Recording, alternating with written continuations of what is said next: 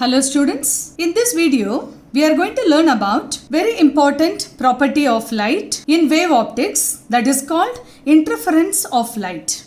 It was studied by Thomas Young. So we are going to use Thomas Young's double slit experiment, that is in a simple way called YDSE. Before that, we also have to recapitulate what is superposition principle.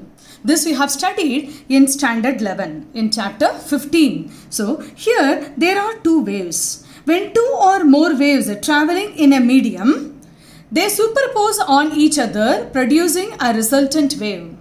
The displacement of the resultant wave depends on the vector sum of displacements of individual waves. You can see here the two waves traveling in a medium. Here also you can find, and when crust is overlapping on crust, that produces a constructive pattern where the amplitude is maximum. You say the displacement is maximum, so y is equal to y1 plus y2, sum of the displacements. In this diagram, when one crust is overlapping on another trough, then there also superposition is there, but that produces a destructive pattern, small in size. So destructive pattern, that is with a less displacement, because it is due to the subtraction between the two individual displacements of the waves. Therefore, we are going to study this in interference of light. Here, when two or more waves, a similar one, when two or more waves are traveling in a medium having same frequency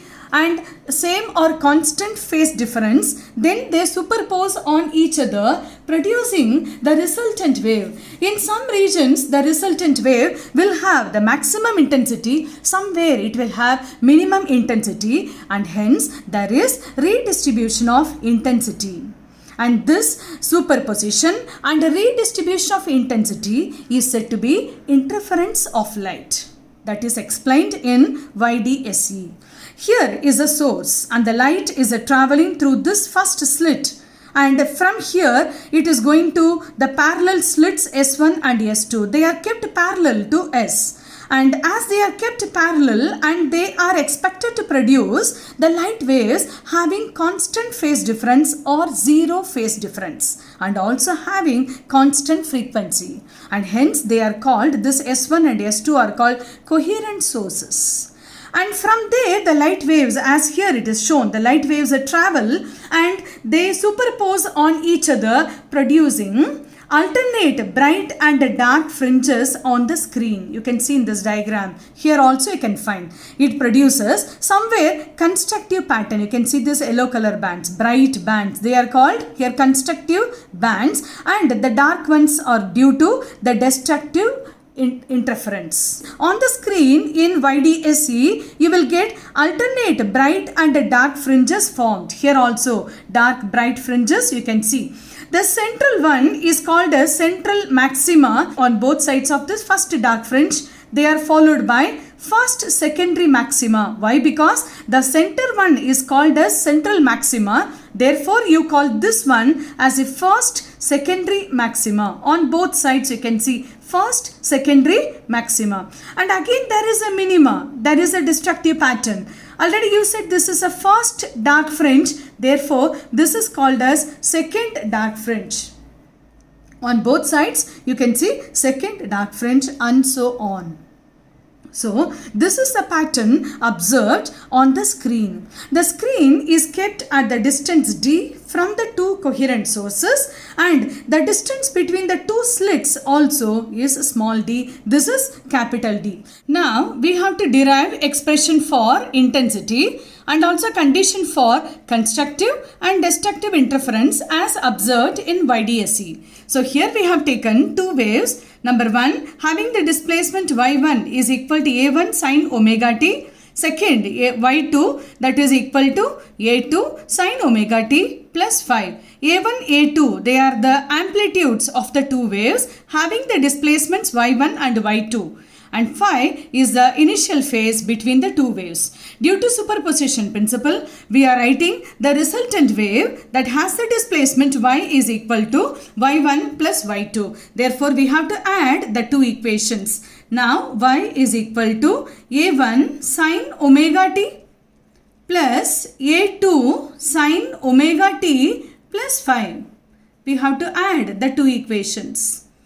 When we add the two equations, expanding this formula, that is sin omega t plus 5 in the form of sin a plus b, sin a cos b plus cos a sin b, then we can also write y is equal to a1 plus a2 cos 5 we have taken, and sin omega t should be written outside the bracket plus a2 sin 5 cos omega t. After expanding the equation, now you can look at this. We have a2 sin 5 and a1 plus a2 cos 5. We can also compare this with the graphical representation where a1 and a2, they are separated by the angle difference is 5, and capital A is the amplitude of the resultant wave, that is now forming the angle theta with a1, and this a is resolved into a cos theta, a sin theta. And a2 is also resolved into a2 cos 5 and a2 sin 5. Therefore, we can substitute this in our equation, taking this a cos theta from the graph as here a1 plus a2 cos 5. You can look at this a1 plus a2 cos 5 is a cos theta, and you can also write a sin theta would be here a2 sin 5 from the graph. Therefore, these two we are giving here. This is first equation, this is going to be second, and this is going to be the third equation.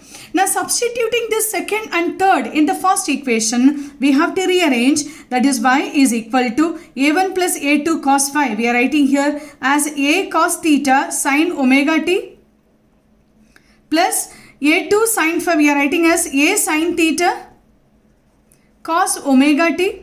Let this be equation number 4, and this can still be written here by using the identity here a sin omega t plus theta.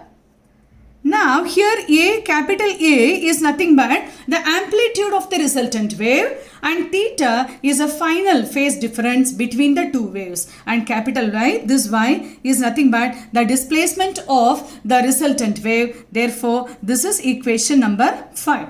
Look at this equation number 2 and 3, which we have written in terms of cos theta and sin theta. So we are going to square these two equations and add them. When we are squaring the two equations, a square cos square theta plus a square sin square theta, that is going to be a1 plus a2 cos theta cos 5, which we have kept here, and squaring that, and plus a2 square sin square 5. And also when we are squaring this, a1 square plus a2 square cos 5, and simplifying, we have to simplify this, a1 square plus a2 square cos square 5 plus 2a1 a2 cos 5, and keeping this value, and left hand side also when we are simplifying, it is going to be a square, that is now a1 square plus a2 square plus 2a1 a2 cos 5 will be the equation number 5 after simplifying this step. Here we have to understand intensity of the resultant wave is proportional to square of the amplitude, that is nothing but I will be equal to k a square, where k is a proportionality constant. Therefore, we can still simplify this equation number 5 in terms of intensity, where a square is nothing but I. The intensity of the resultant wave I is equal to I1 for a1 square, I2 for a2 square plus 2 under root I1 I2 cos 5. This is the equation number 6. This is the expression for intensity of the resultant wave as seen in YDSE. Now I1 plus I2 plus 2 under root I1 I2 cos 5, and this term is called as interference term, because this term will determine whether the interference pattern is constructive or destructive. So we have to remember that is determined by the value of phi in this term, that is equation number 6. Now for getting constructive pattern on the screen, we have to solve this. When cos phi is equal to plus 1, when it is 1, when phi is equal to 0, 2 pi, 4 pi, etc. And when we are also relating this with kx value, where kx is equal to 5, where k is equal to 2 pi by lambda is a wave number, therefore, and x is nothing but the path difference. And therefore, we are writing here x will be 5 upon k, that is equal to lambda by 2 pi into 5. This is the equation necessary. Since phi is equal to 0, 2 pi, 4 pi, 6 pi, etc., we will be getting the answers by substituting in this expression. We would get here 0, lambda, 2 lambda, 3 lambda, etc. That is, we can simplify this where x is equal to n into lambda by substituting the values. Therefore, we conclude that for getting the constructive interference pattern at any point, when the phase difference between the two superposing waves is an even multiple of pi, or the path difference is an integral multiple of wavelength lambda. This is a condition for constructive interference pattern. Now, we also learn about for the destructive pattern. For getting minima on the screen, cos phi should be equal to -1. It is possible when phi is equal to, the values should be pi, 3 pi, 5 pi, etc. Once again with the same formula where kx is equal to 5. Therefore, we also know 2 pi by lambda.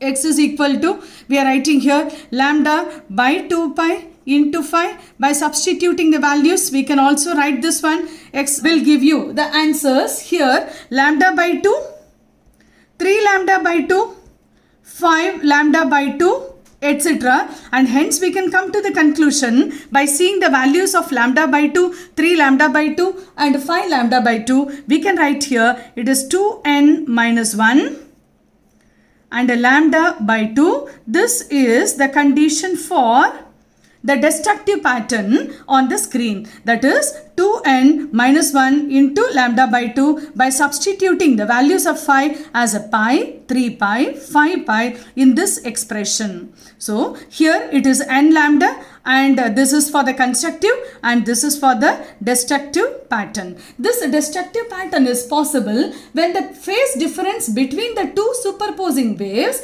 is an odd multiple of this value of pi, or the path difference is an odd multiple of lambda by 2. If this condition is there, then we would get the destructive pattern on the screen. So here we understood the explanation for interference in YDSE and also the conditions for constructive and destructive pattern seen on the screen of YDSE. Thank you for watching.